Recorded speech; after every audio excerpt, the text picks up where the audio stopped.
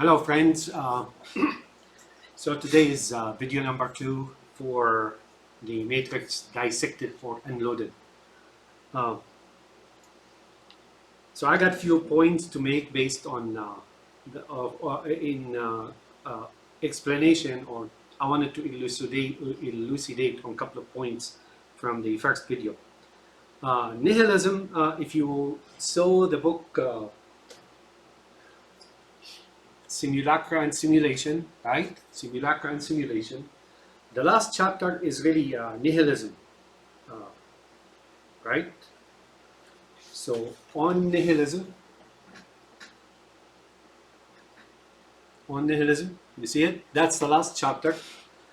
And I explained it to you in number of terms, but it encompasses bigger terms, bigger sphere. It's like the effective meaning of it is wider than I explained. So in Arabic it means fana, and there are even fana means to become nothing really. Such as, for example, when a dead person begins to decompose, it's called fana. So nihilism, it's nihilizing, let's say. But when Neo or Hafiz, after giving the money, placing it on the page of nihilism, and giving the disc of 1967 to Choi and his companions, right? Here, the money put on nihilism means the money that they gave him is really useless. They're going to take it back, or it's going to burn, or something of the sort. This is similar to when Steven Spielberg, in his movie The Duel, he marshals the Mongols, right? And then he promises them money in that briefcase, which he anchors the gas pedal with. Meaningly, he got them to go into Baghdad, but he promised them the money from, or the gold and whatnot from the Caliphate, right, from Baghdad. But when they crashed with the Caliphate, obviously, they didn't even get the money or anything else. So this is very much the same. While Zion gave the money to Hafiz, right, or his club, that money just went nowhere. And if you observe history, sure enough, it went nowhere, right? They didn't benefit from it except for a couple of villas here and there, and some drinks and women, and the sort, right? Okay, I got another point to make about flashing red and blue. Give me a second. So here you will see that there are flashing red lights and flashing blue lights. And of course, this is the police flashers atop their police vehicles, right? And it's all over. I mean, no matter where you go, it's blue, and red seems to be the colors of emergency, flashing emergency. However, if you look here, you could see it, it's like flashing red and blue. Here, I relate it to the blue pill versus the red pill. Remember Morpheus giving blue pill and red pill? That's what it is. Give me that juror's line diction. So resentment here, I mentioned something about resentment. I want to mention something to you here. A footnote in, let me find it, footnote about resentment in the book Simulacra and Simulation. So I mentioned something about resentment. Now in the book Simulacra and Simulation, the footnote says, CF, Nietzsche's views of the word resentment throughout thus spoke Zarathustra. What that means is that it's also thus spoke Zarathustra, where he declares the death of God. The death of God in thus spoke Zarathustra is not really that God died, but his kingdom has been destroyed and eaten and destroyed by, Zion and Morpheus and so on and so forth, to the degree that he apparently among humans, he has no rule. That's what they're saying when he says God is dead. The older man, der Heilige in dem Wald, right? Heiliger man in dem Wald, if I remember correctly, doesn't know that God is dead or something of the sort. That what he is heralding is that that's it. And then in this book here, of course, he also talks about the map that's so detailed, but now it is like a carcass. He even has the tone of despise for the kingdom of God, that it's now like a carcass shrinking and withering away and shriveling and so on and so forth. That book is pretty much similar to that of Nietzsche's Aldo Sprach Zarathustra. We're going to go back. Okay, here when the police officer who's working for God, right? I mean, like rule and order and society, and he's getting paid and so on. When inside he's resenting that, he says, "We can handle a little girl, right? I think we can handle a little girl." What does he mean by little girl? You know, Trinity is not a little girl. What he means by that, whenever you hear the term little girl, that's Israel, really. It denotes Israel. Whenever you see it in a commercial, whenever you hear it, and that's Israel. Not anybody is bothering Israel. Israel really didn't start or was declared in 1948. It was being formulated, and my immigration started in early 1800, I believe, just after Zion, establishment of Zion in the 1700s, you know, and changed. But of course, they will be mixed with the locals. So the elders of Zion, rabbis, they didn't want that to happen. They wanted to have a completely isolated entity with certain thinking and certain predilection and certain behavior and thought and love or hate or whatever it is, but they don't want that to mix with Palestinians. But notice Trinity's hand gestures, right? She's able to perform supernatural acts. Did you see the gestures in her hand? By her hand? Notice her hand, right? I don't know what that means. All right, so let's go for another point. Okay, this is where we stopped last time. It's 10 minutes and 9 seconds. So now, after they lured him into this obscure place of vulgarity, of vanity, of dissolution, of nihilism, these guys, you will not see of them anymore. But as I mentioned earlier, Choi lit up the cigarette and he smoked it while he's looking at the camera. Meaningly, the victim is already inside and burned him. This one here is not Hafiz al-Assad. That one is that role has been played when he took the money and gave the disc, right? And that's that. I want to add another point. Give me a second. So you see this, as I explained to you, the eye, the way the eye is tilted upward, and then there is the luck and the key and the 101. I'm going to show you something here. Give me a second. What that is what I talked about, is that this is a demonic or angelic entity. So as you know, this is a Byzantine icon for Jesus, supposed Jesus, or okay, the Byzantine Orthodox Church is not a Christian church. It is a what you think of as their heretic church. So here it goes. That's that side. Advancing too fast, but life flies even faster. Keep watching. So as you can see, that's what I was alluding to. There's that concept in Gnosticism or Eastern Orthodox Church, or the sects of Muslim schism or Shiism or Alawism, or of the sort and so on, which came into the West as Freemasonry and through the Knights of the Temple and so on.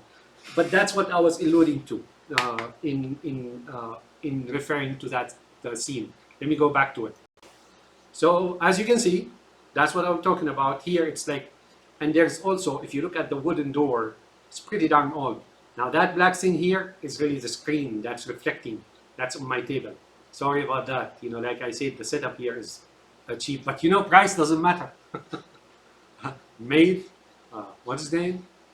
Remember Batman and his butler? Size does not matter. All right, here I want to bring to your attention, we'll resume the video and commentary. My Centra commentary, world famous commentary central. This is it right here, right? Aside from ranting, I'm gonna add a title called commenting movie criticism. So here, he was set up, you know, the white rabbit across the hall. No, stood before his door, right? You know, and it's masculine, and finally they ferret him out of his room that he's attached to, right? That he is confined or confined himself within, right? Where he takes that security corner, refuge in his corner. You know, he's doing computer. Now they're talking about me because, you know, when I was a computer engineer, I was married, of course, and all, right? But really, that was it for me. You know, my life wasn't that life. It was somewhere else, really, back home and so on. So that's me now. Neo is me because now we're in Chicago. So now they lured him in here and they want to burn him, right? Now here you notice something throughout the movie. She will tell him something, you know, she's going to weave some deception on him. Trinity is a devil, right? But Neo is a devil from, like, independent devil, right? Independent, supposedly fallen angel. Well, as she is, but she is part of the demon and he's independent and there are the angels, right? Who is he? I don't know. I'm thinking it's not me because I'm a human being, you know, and that's that. So you will witness that you will spend a lot of deception on him. Meaningly, whenever he asks a question, he never gets an answer. They keep him isolated, mentally isolated. They never provide him with any information, any answer. It's all deception, right? Also, when she's talking to him, she hubs, you know, like she hubs from one meaning to another, from one point to another without explaining. And the points, they contradict each other. It's like she's escaping or dancing around him when he's not seeing, right? And eventually, he falls for something that's not there. So I'll mention that to you as we go along.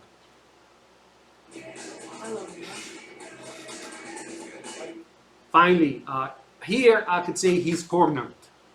Not yet in the basket, not yet in the bag, but he's cornered.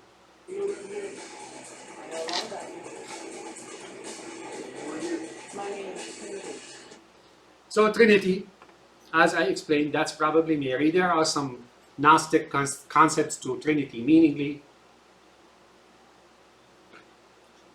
you know, like Jesus was born without a father, immaculate conception.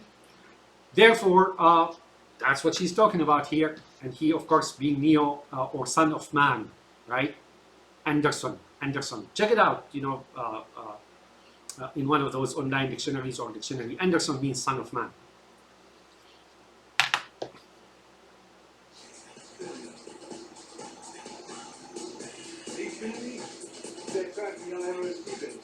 Crack the IRS base. She is part of Zion and they crack the IRS base, meaningly Zion down and its followers and its employees, and they're in the millions, probably millions or hundreds of millions here in the US and elsewhere.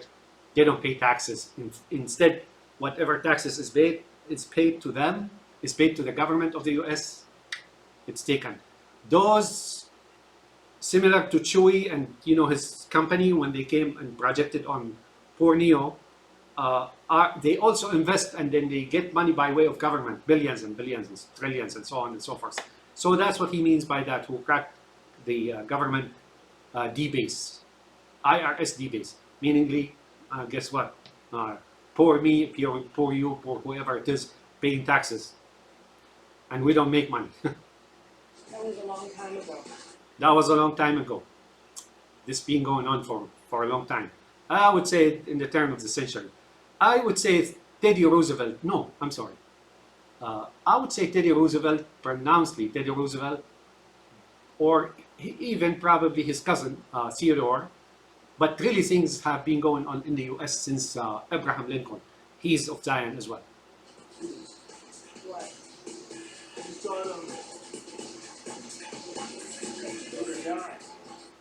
I was thinking she was a guy because in Zion, women in Zion and propagating the power of Zion and so on, woman has more effective role in their advances than man. Okay. Do It's not my computer.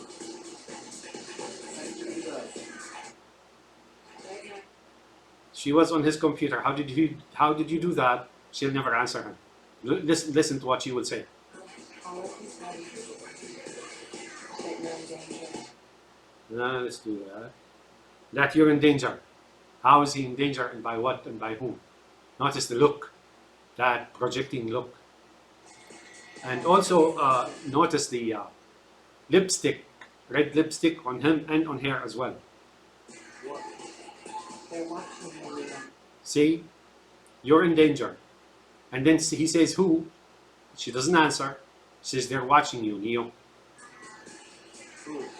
Who is? She doesn't answer. Please just listen, right? Now she hops to another point. She lost that first one.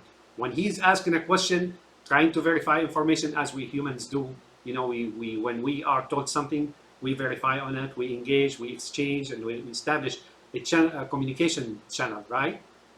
She's like, the communication channel here is what we call in communication a simplex, meaning she is inserting information into him or deception. And whenever he wants to call back, you know, like to get an answer. So this conversation is more of a one-way conversation.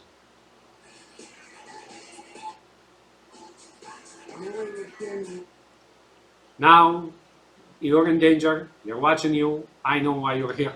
I mean, far cry from they're watching you and you're in danger. Now she knows why he's here. Why is he here? I know what you've been doing. So apparently, they're in his monitors, they're in his ceiling fan, they're in his table, they're in his clothes, there is demons usually watch you, and as well as electronically as well. They're even in his restroom. Why you hardly sleep?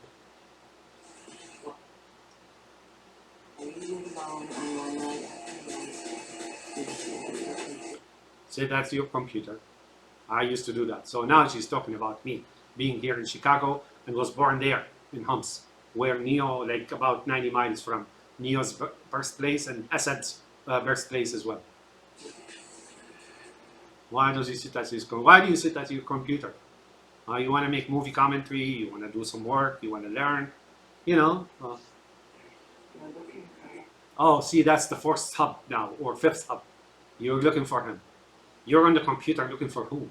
I mean, look, last I looked, you're on the computer for professional reasons, for hobby reasons, you know, being a hobbyist, being professional, making money, spreading your ideas, expressing yourself, participating with others, and or learn, you know, from documentary videos, or you want to listen to your favorite sermon or preacher or Quran reader or something of the sort. But I never was at my computer. No, neither do I believe that anyone are at their computer because they're looking for her. Who is him? Oh, because once she was doing the same thing. I don't think so. Doing the same thing. She didn't say because once I was looking for him as well. She didn't say him. Same thing. What is the same thing? This is ambiguous. When he found her, really, he's looking for. Now she says she was looking for him, and now Neo is looking for him, but he found them, right? Now, I mean, this here is a very advanced psychological spin zone. Uh-oh. Now she's not looking for him. What were you looking for? She just told Neo he was looking for him, right? Now we're back looking for an answer. Neo just asked a number of questions, trying to understand what she was saying, or making an assumption of, or declaring, or expressing. And guess what? Guess what? She never got an answer.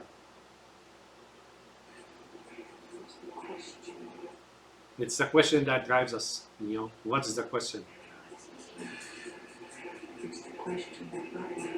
Uh-huh. Oh boy, this guy has been like in a carousel, right? Like spinning at the like a speed of sound or speed of light. She just, I mean, if I was him, I would be dizzy and I would stop the conversation right there and then, and I would leave. You know the question?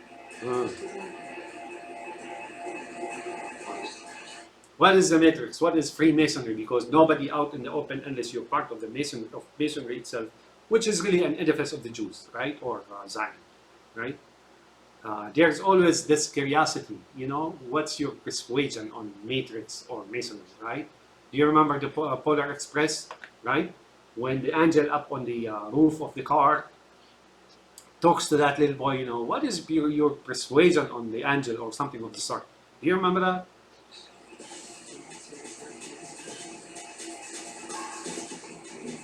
Uh-oh. The answer is looking for him. I'm going to cast my net or my hook. It just started here.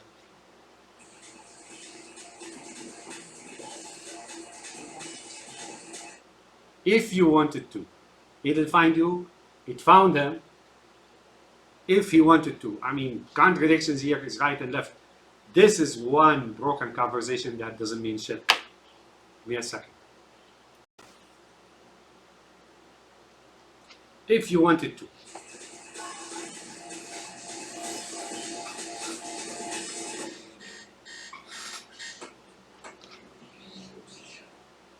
Nine 18, well, that's an odd number.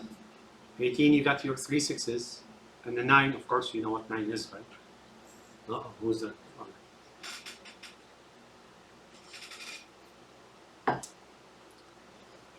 So we're talking in a world here where the matrix is so not so obvious, right? Now I know I may contradict myself saying Masonry, but not everybody is a Mason. So what is a matrix? So could it be Masonry? Yes, I think so. That's what they mean in this video, but in this film. Or it could be also just as I said live as the architect or God created it. You know, the architect also confirms to the notion of Masonry. You know, like God is the great architect of the universe. You know, and then G and so on. So that's what I think. It's more like Masonry. They're talking about Masonry, probably within this life.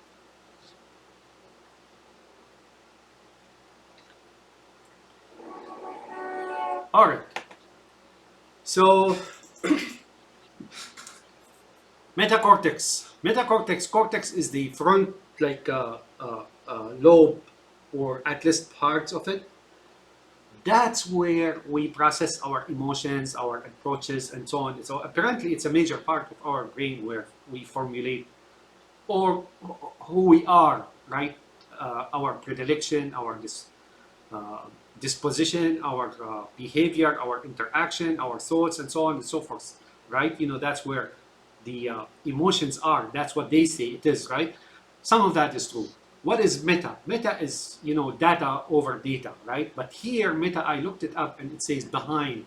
So what they're talking about here is behind the head, behind the cortex, where we are what we are. There's something behind. I'm going to give you an example. Do you remember that Ratatouille cartoon movie or graphic movie where the rat sits on the back of the cook, and then he like steers him right and left, and I think nobody sees the rat. Remember that? Remember that? So he is like the metacortex thing. He's a rat too, man. So here, as you can see, we're in Chicago. So here, this guy, that's definitely me. That's definitely me. I'm in the software. I used to be, you know, I'm unemployed now, right? In the software business and in the suburb of Chicago. I did actually, when I moved from Texas to Chicago, I worked in downtown Chicago for a little while, you know, a number of times. And he is looking out for two reasons. One is that if you don't listen to what his boss is saying, right? His boss is going to, okay, here a process is starting. Actually, it started from the moment that Neo was hacked, right? And then he was drawn in and so on. Why Trinity left him? Didn't say so and so, didn't say so and so. She just played with his mind, put him in a spin zone, right? And he's like, he's got the brain child, right? Uh, and and now they are moving him to the second stage. Now here, I will tell you that the agents and Morpheus are one and the same. This basically this whole movie about how to tame, right? How to tame this Neo or Lion, right? And break him in. Let's put it this way, right? So the process started, but now it's taken the next step. So now he comes into the office, he's looking out on the window.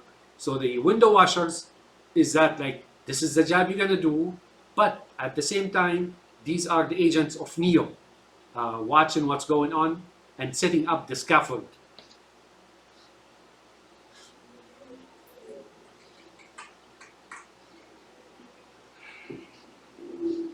You have a problem with authority, Mr. Anderson.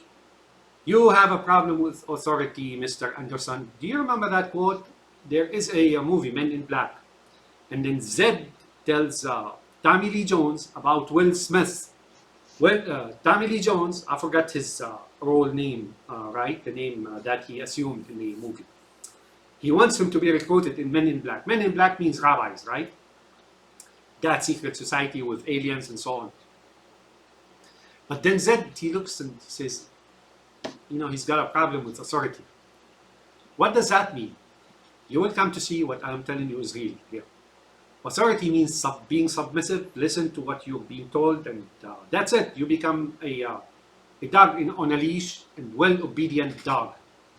Want to be well treated as well. So let's see. You believe that you are special, that somehow the rules do not apply to you. Obviously, you are mistaken. Rules don't apply to you. So these are disconnected expressions. The first one, you have a problem with authority. He just insinuated to him that you need to really bow down. Two, rules don't apply to you means like you're not better than anyone else. They bow down, you have to bow down. You are mistaken. This company is one of the top software companies in the world.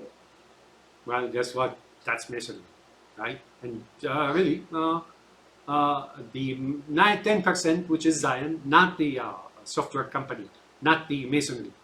They're really, they own a lot of money stealing from the government, hacking database, IRS databases, and so on and so forth. But not Neo. Because every single employee understands that they are part of the whole. Part of the whole. A brick in the wall. Remember Pink Floyd? A brick in the wall. Welcome, my son, to the machine. It's all right. We know what you dreamed, or something of the sort, right? Or, you know, go listen to that song. He's talking about the same thing. Because employees understand they are part of the If an whole. employee has a problem, If an employee has a problem, the company has a problem. the company has a problem. Now that's an overstatement, right? I mean, like really exaggerated statement. The time has come to make a choice. Aha! Time has come to make a choice. Mr. Anderson, or son of man. Notice the lipstick. Mr. Anderson. Either you choose to be at your desk on time this day forward, or I think he's got lipsticks as well. you choose to find yourself on a job. Or, here's my criticism here, or my take on this particular stint of gibberish. I explained to you what every expression means, but to me it sounds like this is way overdoing it. I mean, that's like an overkill.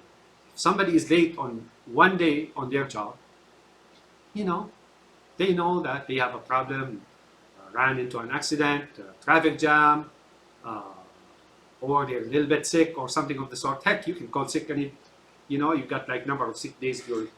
So to me, what he said earlier, what he told him earlier in the conversation, is too much for just being late on the job, right? On time. It just doesn't make sense to me. You know, being late from the job, I don't know what the heck that means really. You know, why talk so much? But as you can see, he's talking about being on the job, or guess what? Or he either bow down and enter the matrix, right? Or masonry, or he finds himself another job. Do I make myself clear? Yes, Mr. Leonard. He didn't understand. Happened to me as well. I basically really didn't think. One day I was, like in a meeting, and this guy comes and he's proud being Freemason and so on in his cube. He's got like a tie and so on. And he started talking to me about induction. I was like, to me, induction means going into the military, right? Not to me, I mean, in the finally, no, I'm talking to blah, blah. He thought I was dumb. Sure enough, I didn't know what he was talking about. Nor I thought it was that widespread, nor I thought they will attack you no matter what. Your family recommended that you get attacked, right? But later on, later in time, I was walking and he was in his cube, and then he pointed a laser pointer for gun, the ones that you use on a gun.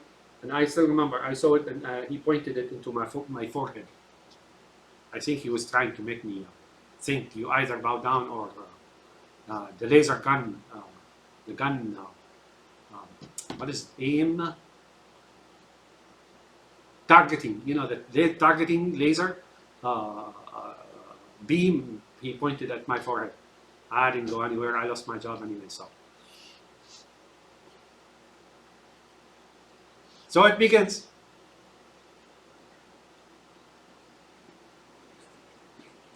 Thomas Anderson? They didn't wait on him. They basically started the process of crushing the little, I mean, No, that's me.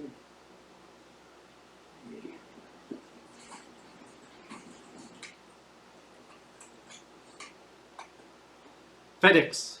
What does FedEx mean? The urgency, the situation is urgent. There's no time to spare here. Once they begin the process of destroying or crushing someone, he's got very little time, or they got very little time. Now you notice here,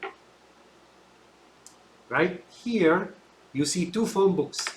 Those two phone books, city phones, one is yellow and one is white, or green and white. They have significance. You will see them number time and again in every office and in at the Oracle as well, on top of the fridge. What do they signify? It signifies that masonry, or the matrix, with rectangles and arrays, two-dimensional, three-dimensional arrays and so on, right? They keep tab on everybody, is what they're saying. They have record of everyone who walks around. And what they do, they're privy to what they're doing. Have a nice day. Have a nice day, because he knows he's delivering him something very important. Have a nice day. Yeah, you're not going to have a nice day. Now, I want you to also notice that the white shirt and the black tie, this will show later. I will show you what it is.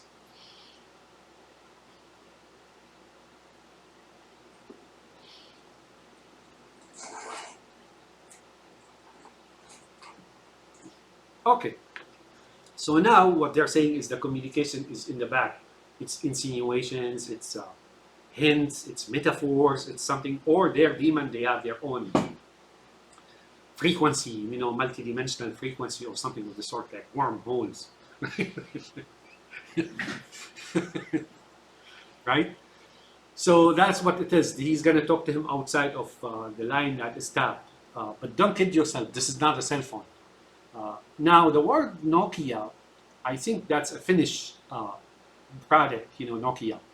But we have something equivalent in Arabic, or Nakia, or Naqi or Nakia. Nakia or Nokia means pure of impurities, void of impurities.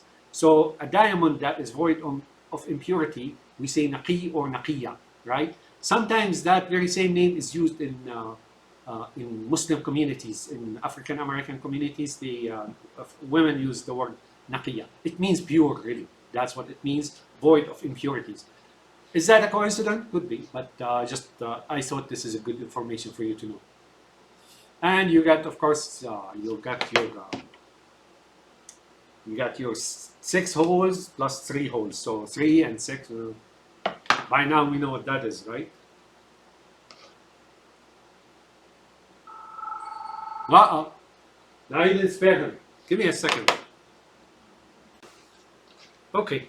I just brought a hat. So here, he's not spared at the moment. Hello, Leo. Do you know who this is? Oh, do you know who this is? Now, shapeshifter Morpheus is making a grand entry on Idiot Neo, or that's me, of course. You know, when I was still ignorant of my surrounding. You know what makes you ignorant of your surrounding? Is what makes you ignorant of your surrounding is your love and your emotions, really. Those who are cold and don't trust and don't, uh, you know, are immune from being tricked and used and abused and ignorant, they have no emotions, right? In that case, they may not be even conscious. Ah, you know, it is, right? Yeah, Yes. I've been looking for you. Oh, he's been looking for him. Now, they're desperate after Neo. For some reason, I'll show you what that is later. But they're now trying to to spin him around like a, you know, like a dumb person. They want to make it sound like he is desperate to go to them when they're desperate to go to him. I don't know if you're ready to see what I want to show you, Oh, really? What do you want to show him or me? but unfortunately you and I have run out of time. I have a problem with that. According to the movie, if you watch the movie, that Neo knows and they know and. Why did he wait until this moment to tell him that we're running out of time? So there appears to be a complicity or complacency. Complicity, more of a complicity between Neo and the agents, right?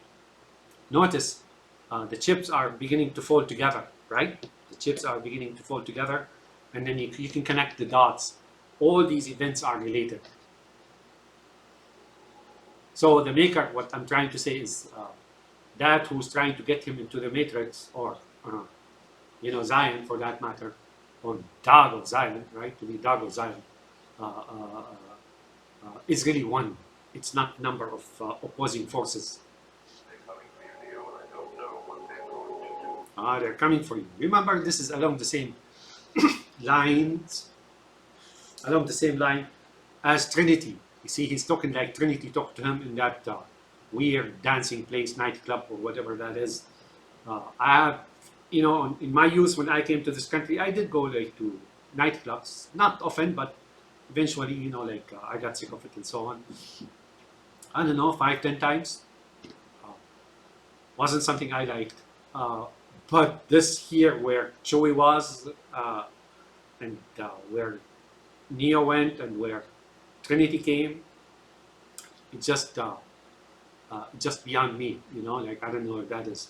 Also, I forgot to tell you, when Neo was standing against the wall, behind him there is a word scratched on the wall with a chalk saying Booze Field, Bousfields, Booze Field or Fields, I don't know what that is. I tried, I just gave up. Who's coming for him? Me. Now he's not going to answer him. You will see this trend all along until the end of the movie. No matter what Neo asks, no matter what Neo wants, no matter what, you know, like they will keep him into total mental isolation.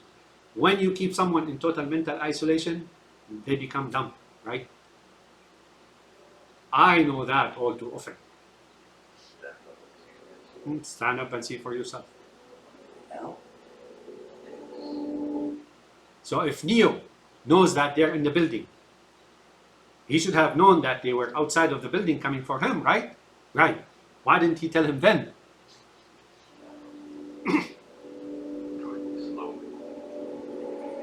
See, he's giving him orders.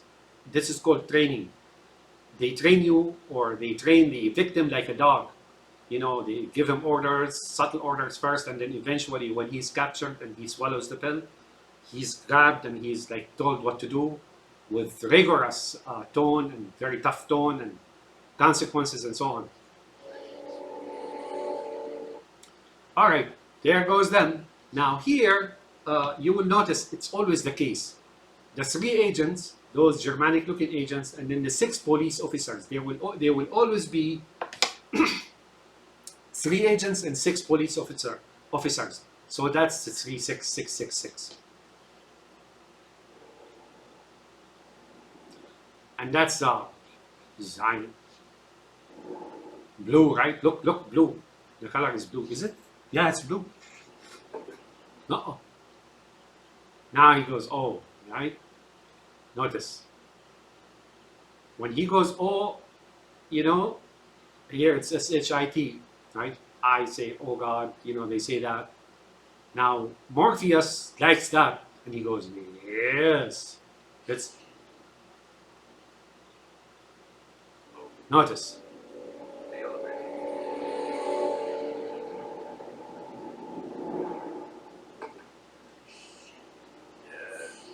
Yes. You know what that means? I have you cornered. And notice the Chinese are in on it too. There's some relationship between Chinese Sassoons and Genghis Khan and Morpheus and Zion and so on. Murderous bunch. Notice everybody is looking.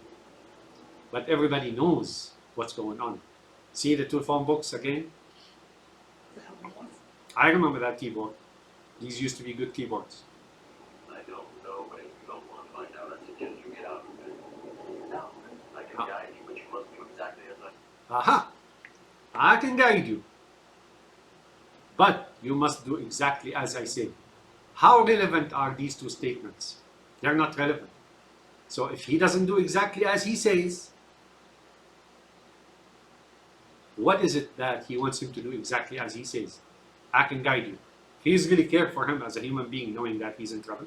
He will tell him, right? He will guide him regardless. No conditions attached, no strings attached, no conditions placed ahead of the operation. But he says there is a condition here, a stipulation, but you must do exactly as I say. Remember this statement.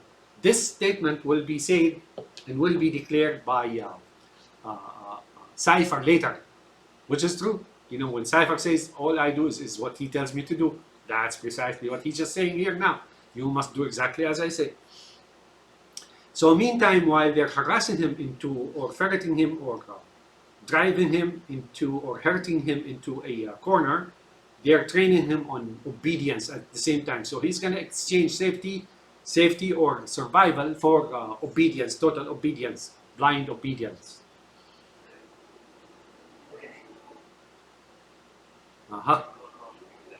Really? Go to the cubicle across. So if they come to his cubicle, they won't rotate their necks and heads and look around.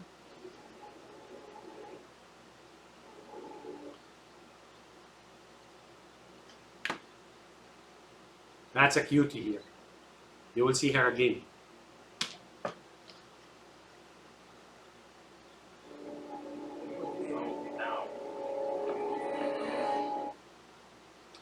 Notice at the end, so cortex, metacortex, I explained that to you.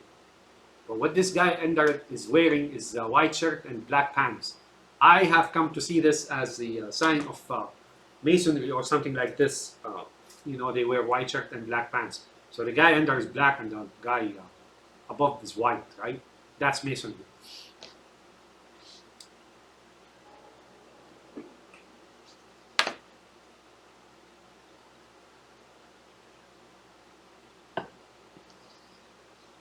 So they had a conference about him, you know.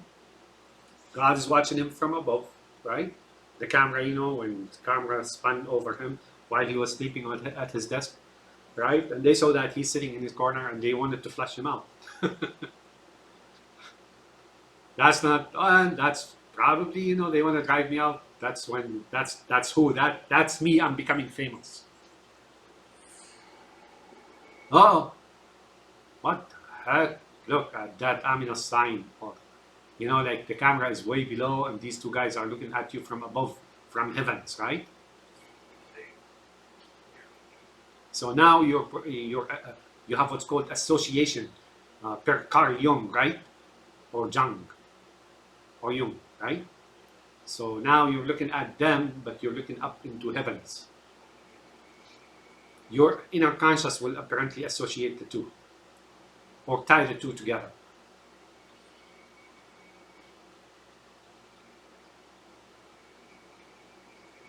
What I tell you, go to the end of the room, to the office at the end of the hall. Stay.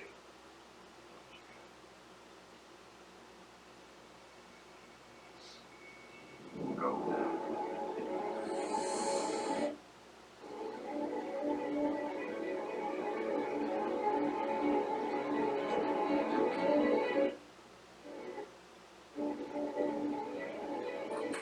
There's probably meaning in everything that you look here, but I'm not going to explain everything.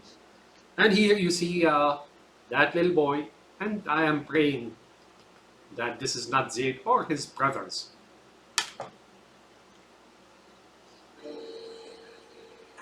Which one is the office?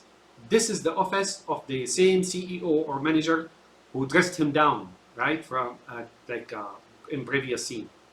You know, you either be on time or find yourself another job. Outside, there's a scaffold. That's the scaffold, the window washers. I know this. How do I know this is the same office? Because if you look at that scene, you will see that EU uh, in there as well as they were talking. It's behind Neo's head. And again, he's got lipsticks. Don't have time. You left this window. Go to it. Open it. Open it. Really? He's driving him over a ledge. What that means is you're in a corner, you either bow down or they're gonna push him into his, you know, like to commit suicide or something, falls down from a skyscraper. Wait. No. Wait. See, he's in a bind, he's in a corner. No way out, right? There are two ways out. See, that's what he's telling me. One, that scaffold. The other is in their custody. Why did he wait until they are there? Right? Why did Morpheus, shapeshifter, Rabbi Morpheus, wait until they were in on the floor? Right? To tell him, and then he gave him a very dangerous way out that he cannot. He knows he cannot escape. Right? He just put him in a corner. That's why throughout the movie, I'll show you that the agents are not exactly out of control of Morpheus or Zion. Took a chance you could wait and I continue. He hung up on him. Right in the right moment, guess what? He just leaves him to his own accord. He just left him behind here. But he didn't leave him behind. He just left him in a corner, knowing precisely what he's gonna do. If he falls off the cliff or off the scaffold to his death, that's that, right? If he doesn't, then he's in their grasp. But he knows that he's not gonna fall to his death. It's insane.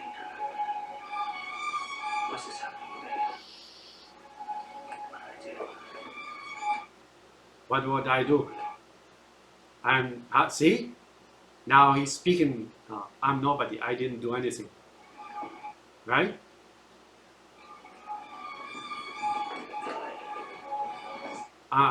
He's gonna die, right?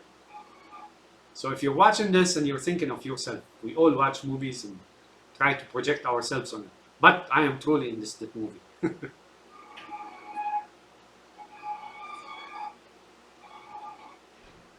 I couldn't say I was nobody, but I really did mind my own business.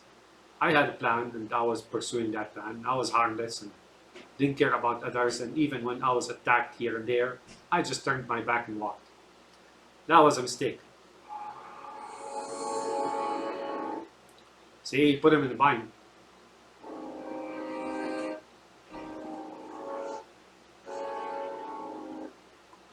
Not just that, he lost the phone. So he cut communication with him.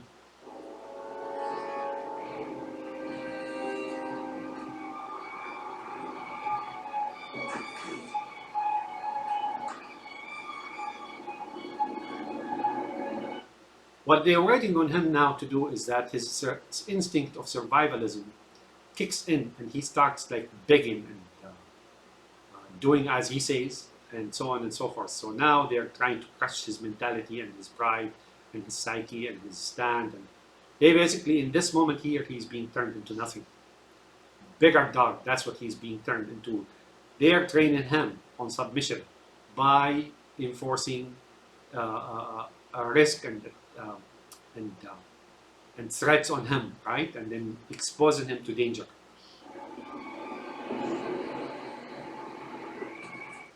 It's a matter of life and death right now. So his kind will start begging for mercy, and that's when he goes into a leash. But not yet. These guys don't just take it from here.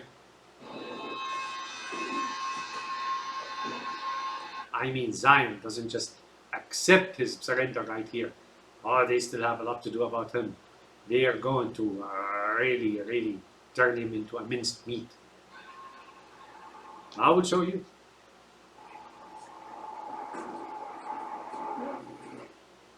All right.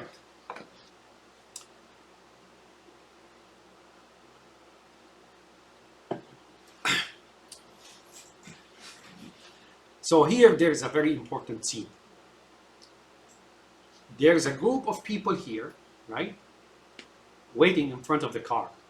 So it's not just Morpheus. There's a whole host, a group of them who began the process. They're watching Neo. So Neo here is going to emerge, being arrested by the agents, right? And here you say amazing book bargains. A sign that says amazing book bargains. I didn't understand that first. Amazing, the book bargains are amazing, or is it the bargains on the amazing book? I would say it's the amazing book that is on bargains, right? Now notice, keep noticing.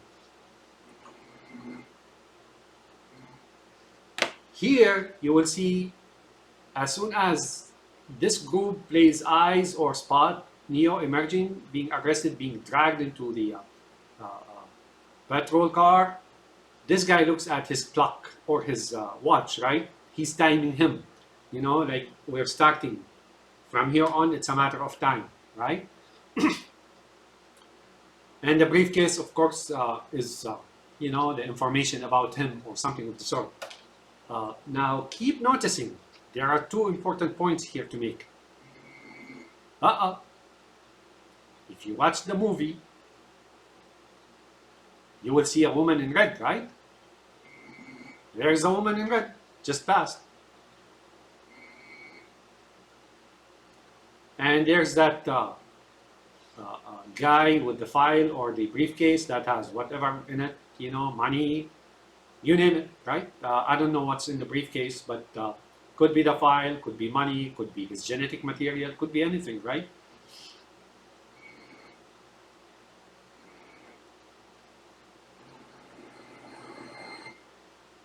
Another side, I can spot woman in red back here. Just pay attention.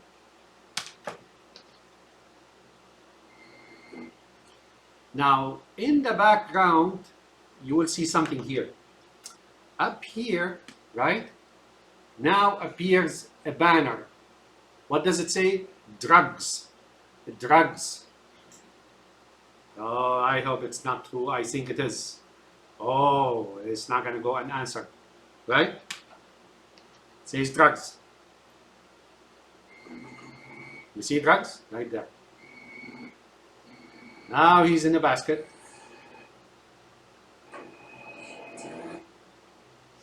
Now you're going to see that again.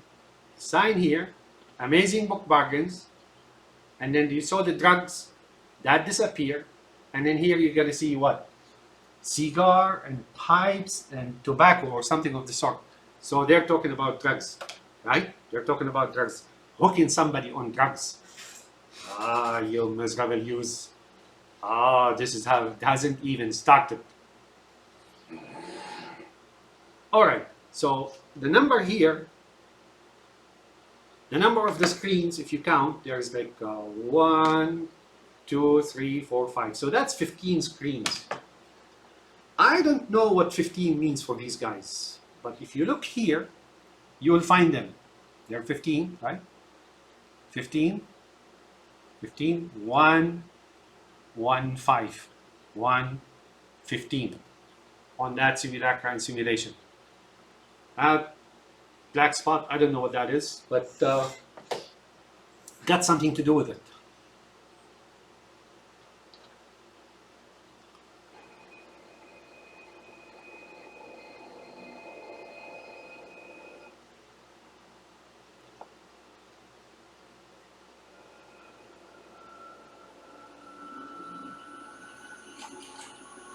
Now he's in a room that's empty of furniture and just a table and a couple of chairs.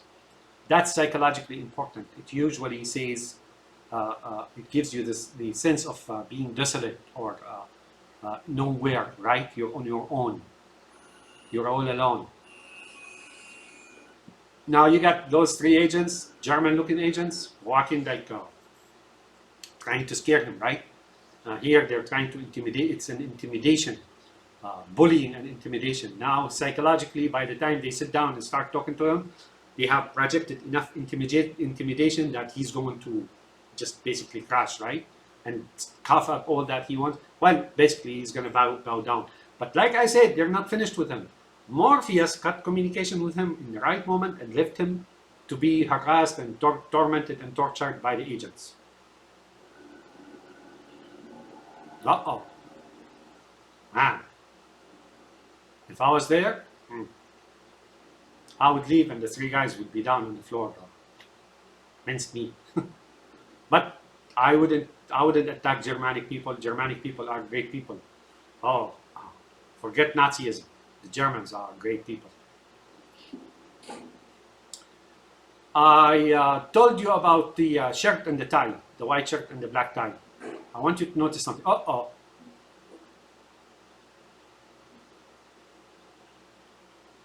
Man, look at that.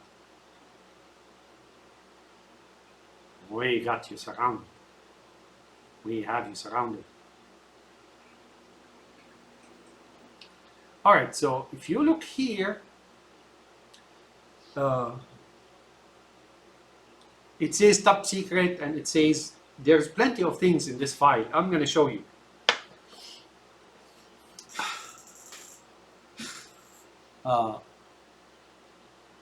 And it says Thomas A. Anderson, right? Thomas A. Anderson. I'm sorry that the resolution is a little bit low. I mean, I can spot it on my screen, but apparently being reflected here and on a camera, it loses some resolution and definition, is lower. All right, so that particular number, 38 space 994 space TAA. 380, you saw that on the laptop that Trinity was working on in the hoarding place, right? So that's that very same page was there. Database record, secret clearance, I don't know, secret clearance, factor 7. I don't know what factor, that's like top clearance, right? I don't know what the 38 is. When during the making of that movie, say 1998, when I moved into to Illinois in 1997 from Texas. So I was 35, right? Yep. And then Bashar, the donkey of Syria, who appeared earlier, was born in 1965. I was born in 1962. He was born in 1965. right? Right. So who's 38 here? I do not know. 3 by 8 or 3 plus 8 gives you 11.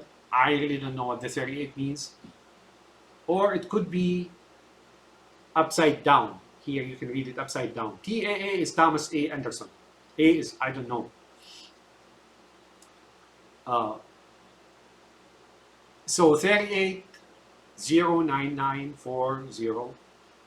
994, I don't know what year that is. Is it 1994 or is it just 994? So 994 puts it 1,000 years ago, right?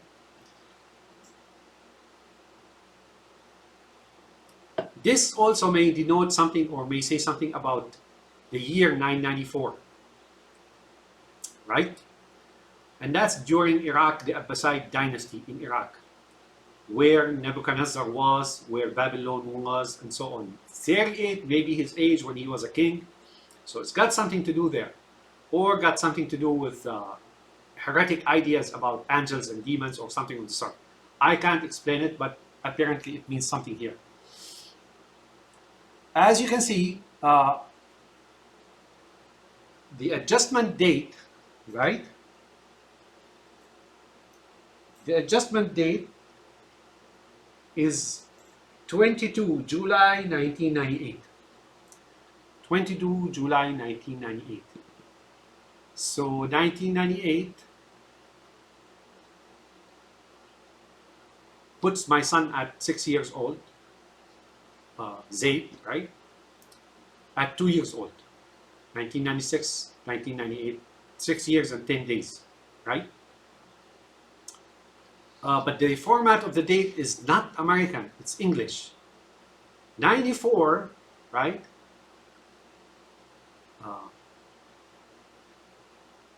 I wasn't in the United States. Prior to that, I wasn't in the United States. And I was in Heathrow Airport. When I came back to the United States, I was in Saudi doing some work. And then I came back to the United States. I do believe I stopped in Heathrow. So I stopped in Heathrow in 1994. And that's earlier when Neo's computer was being hacked, you know, and you saw that Arabic newspaper as well as the English manhunt and so on. So I was there, and then I went back to England. I went back to England, I think, in 1994. And then I believe I was in Heathrow at one point, or Gatwick, or something of the sort. And then I worked in the middle of England, you know, on a project, you know, like for our company. You know, they sent us there to learn a little bit or something of the sort. I don't recall. But in 1994, Bashar the donkey was in UK as well.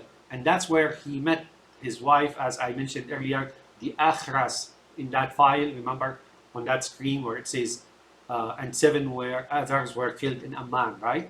As I explained it to you, it was a little bit concealed, but while it says 7 others, it really said the Akhras. So that's me. That's probably Bashar as well at the same time. You know, what happened there? I'm a little bit oblivious to that, but if there is any, you know, like maybe I was in a coma there and they took something out of me, I don't know, or did something to him. But we share that particular time in UK, in England.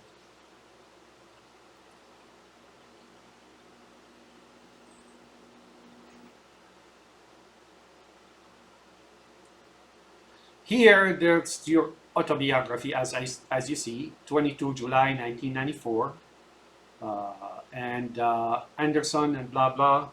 But here I found myself here as well. Let me show you.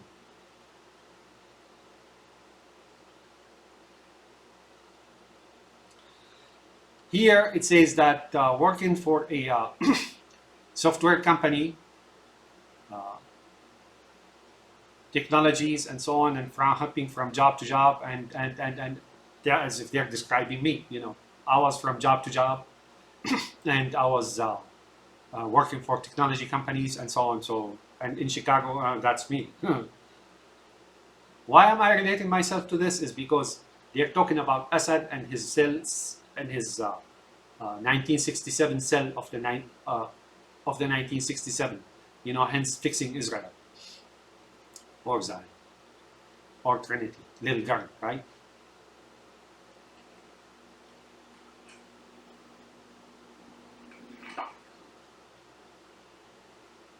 Could it be that I was sent back in time to do so and so without me being conscious of it? No, I don't know. As you can see, we've had our eye on you for some time now, Mr. Anderson. Aha. So he's being monitored. But again, that's the same file that was on the laptop in the hoarding place. That's Zion or Mossad location nest. That's where they, in the cities and here and there, and it's run down. That's where they process their information and monitoring and so on. Seems that you've been Observations and tracking and too brave. aha, two lines. Now, it may occur to you that what they're saying literally is what it is, but that's not what he means. One life for Thomas A. Anderson. I wasn't a programmer. Well, I did a little bit of programming, but I was system administrator.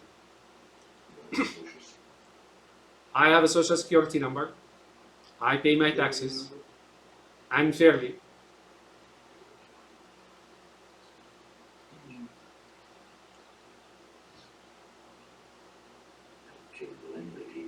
And hacking the IRS database means also that they are able to send the IRS after you unfairly to garnish your wages and so on and so forth. So that was also a threat, which I was subjected to, and I lost. They've taken a lot of my rightfully, legitimately earned money. You help your landlady carry out her garbage. That's his wife. The landlady is really the wife. So now I want you to look.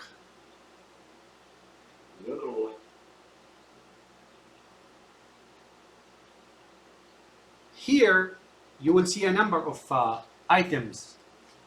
You will see September 11, 2011, right? 11 September, September 01. You may think this is like September 11 attack on New York. Well, September 11 is when Bashar the donkey was born. You know, the Assad was mentioned earlier in that, what you call it, when he was hacked and on the screen, in Arabic it says like Assad and Rawi are working out a deal or something of the sort with the opposition. So Bashar, the current butcher of Syria, the donkey, is in fact was born on September 11, 1965. September 11 also means is also, as I explained in my commentary on 2001: Space Odyssey, means Allah. Really, it's Allah or Allah, right? And here there's the 1971, September 11, 1971. 1971 is when the current Bashar, his father, Hafiz al-Assad, or the donkey, right, is when he seized power formally in Syria. That was actually after he did the 1967 and got paid for it. And there are other things here. Capital city, right? So there's capital city, right? So capital city. So here, maybe that's not me. Maybe that's the Assad of Syria, right? The father. Now his father came into UK in 1965, supposedly for treatment, right? He was ill or something. In 1965, he came to the UK. Guess what? 2 years later, the deal was done. He carried out his part of the bargain and delivered, stifled that, or made Israel successful in that 1967 war.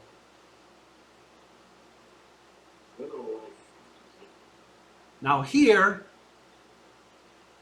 there's a picture, right? Here's a picture. I swear by Allah that the mustache here looks like mine back then. I swear. I don't know. All right. All right.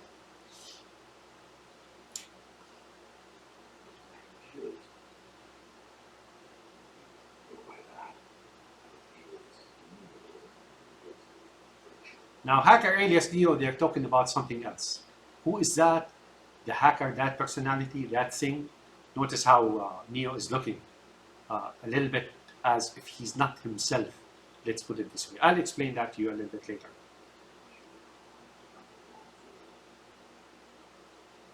One of these worlds is a future.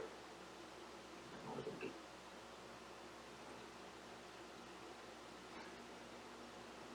So, I'm going to show you something here. I'm going to go back.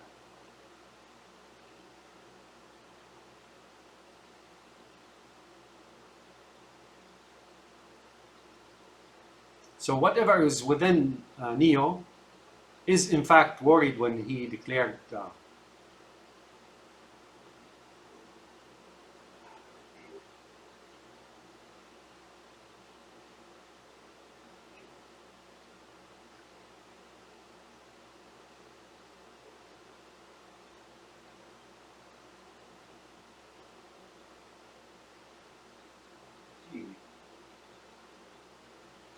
you know what, let me pause it until I find that.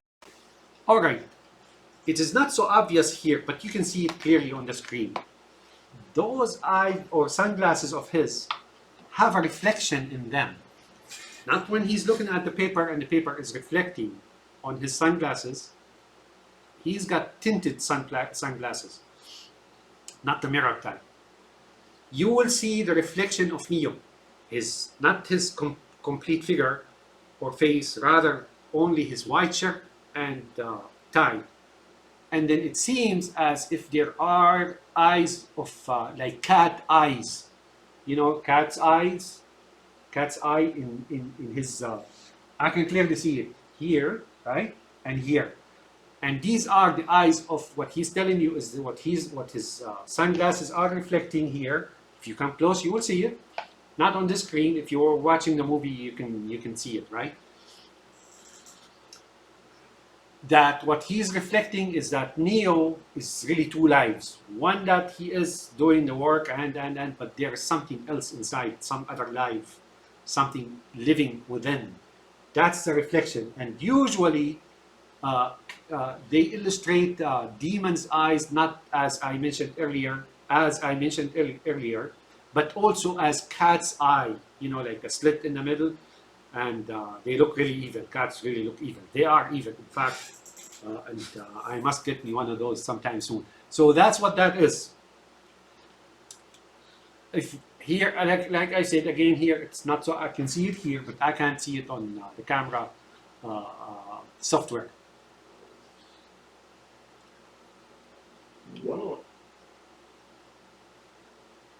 One life has a future. Notice he's, you know, while he's looking, the entity inside, supposedly the entity inside is concerned or trying to see what's going on. So what he's saying is that there are two here. One is a driver, right? And one is the ride.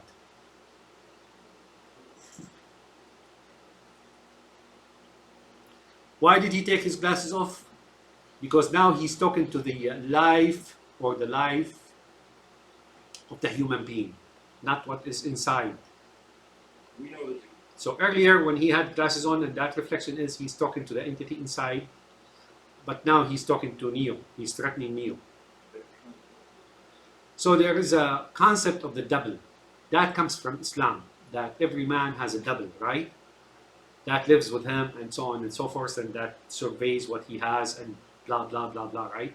So they use that concept from Islam to talk about the double. Contacted by Neo, right? He calls himself Morpheus.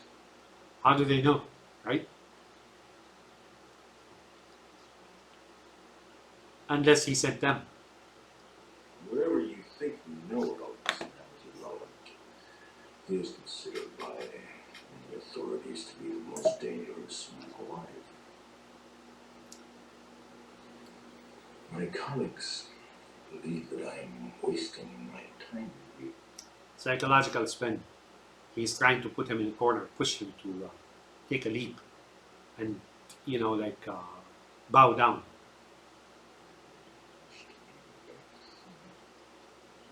trying to wipe the slate clean. Do a fresh start. All that we're asking in return. Oh, I've seen that before. Not me, but someone dear, very dear to me, is threatened right before my eyes for something very simple. Right? We're willing to let it go, or how was it put? Uh, how was it put? Let me try to remember. Yeah, kaput. I'm gonna, like kaput about graffiti or something, and then eventually, how dear to me that person is. Oh, how dear to me that person is.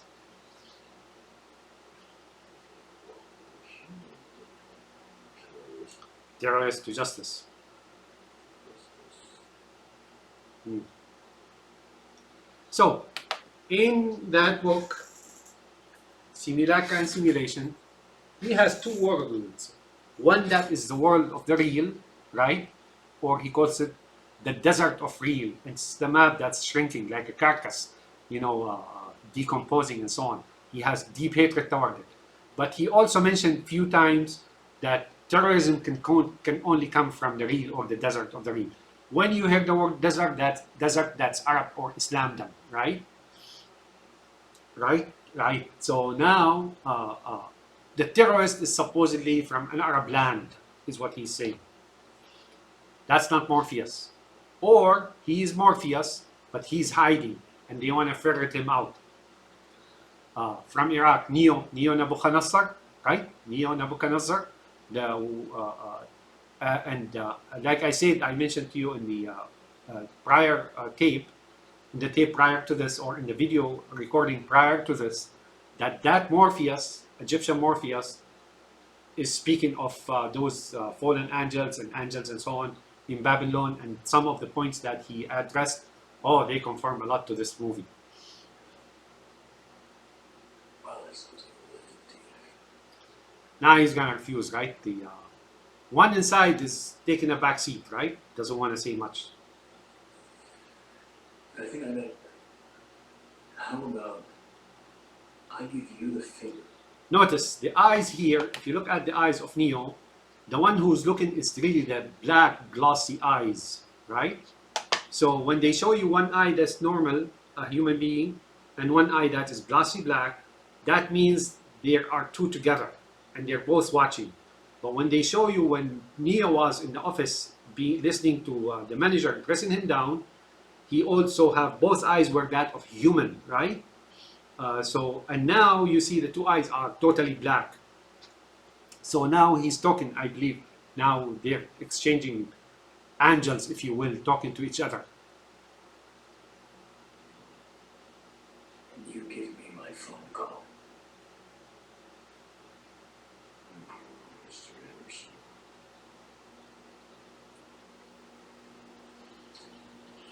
Now he puts his glasses on. He was trying to talk to him as a human being, right? But now he talked to him as an angel.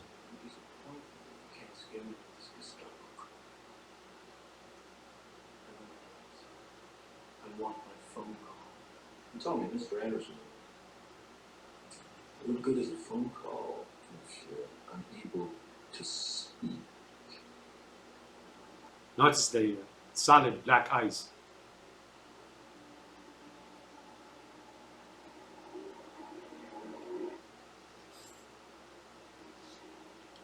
Now he's thinking, what is he trying to do? Here, what this means is very simple. You can talk all you want. They have manned all the channels of communications, outlets, social, you name it. You can say all you want. It'll be more like a cricket, right? Sound of a cricket. Everybody hears it, but nobody pays attention to it.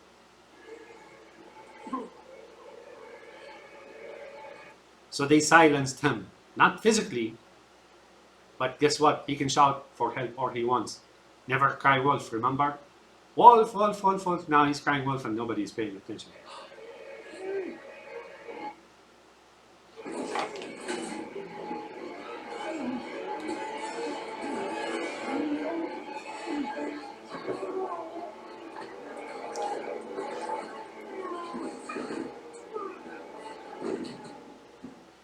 Are you going to play rough, eh? Rough housing? You're going to help us, Mr. Anderson. I want to.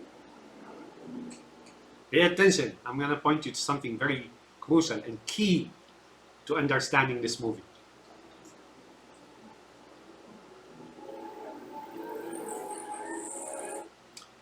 I am seeing a sperm here. This here is a sperm, but it's and supposedly an evil sperm. I hope it doesn't mean who I think they mean by that. That's a sperm. Right there and then. That's a sperm. Evil sperm. Genius sperm has its own mind. Notice his eyes. Notice the look on his face. He's frightened by that sperm. Sperm means a seed, right? So they're seeding a child in him, right? I hope that doesn't mean who I think it means. We'll find out the bloody way. Torment, eternal torment.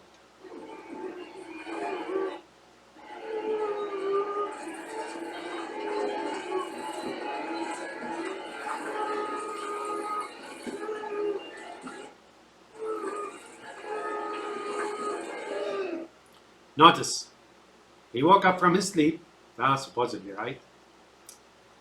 And look what he's holding and what he's looking at. You see it?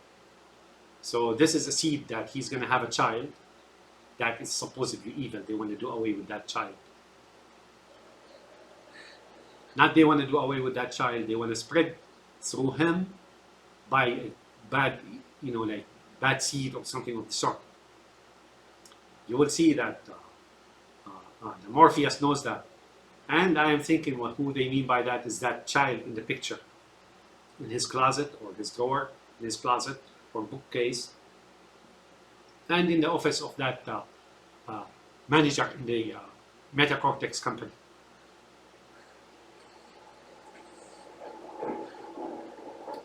What do you hear?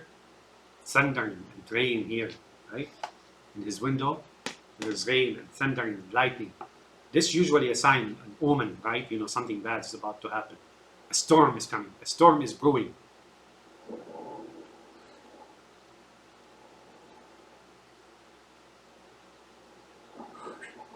Oh, I hope it doesn't mean or they haven't harmed that seed who I think they mean by that. They're not gonna let up, the harassment. The process has begun. Remember that guy in front of the police car looking at his watch? Oh, they're going to jam him.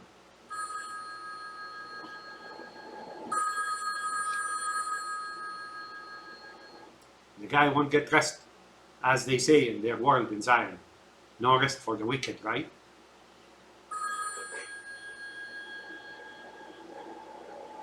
This line is tapped, so I must be brief. How the heck do you know? If he knew the line was tapped, then he should have known that the agents are coming into the building to seize him, right? Why did he wait? If they've underestimated how important you are. See, Morpheus is desperate to acquire him, or seize him, or own him. But he wants it to sound like he is seeking his company, or being subject or subdued by him. His serf, S-E-R-F, or underling, or subservient person, or dog. If they knew what I know, If they know what I know, probably be dead. if they know what I know, they may not have let him immigrate from Syria to the United States. And they tried to kill him. After the movie, Neo went back to Syria, and they tried to poison him and kill him. What are you talking about? What's happening to me? See what's happening to me. What is happening to me? Notice the lipstick. You are the one, Neo, you sucker!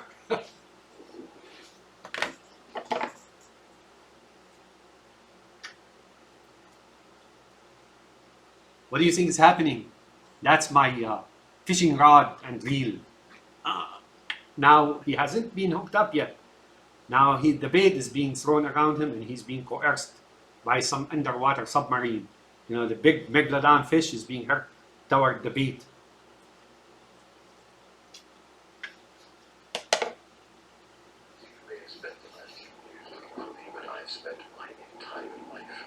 He's not looking for you. Marvelous. The guy in Chicago was not looking for you, nor will he look for you.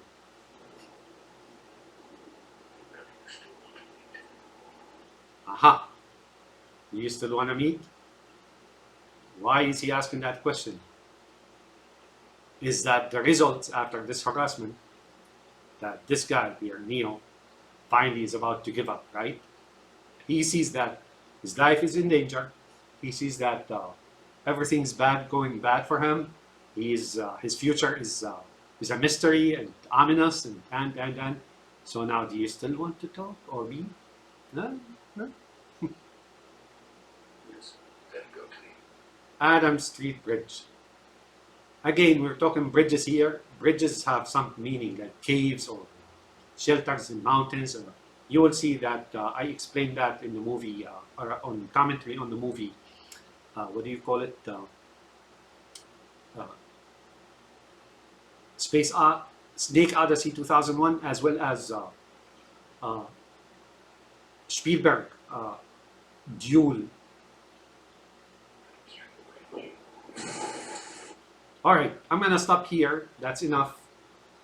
And have a nice day. But now here you can see under the street bridge, and there's plenty of water, rain. I tried to interpret or find out what is rain. I will tell you later. But you can see there's blue and there's red here. Red usually means demons, and then blue means also demons. You know, like of angels and demons and stuff. And then there's under bridge here. Protection, there's protection, right? Well, have a nice day. This is video number 2 of February 13, 2024. And tomorrow I will proceed with video number 3.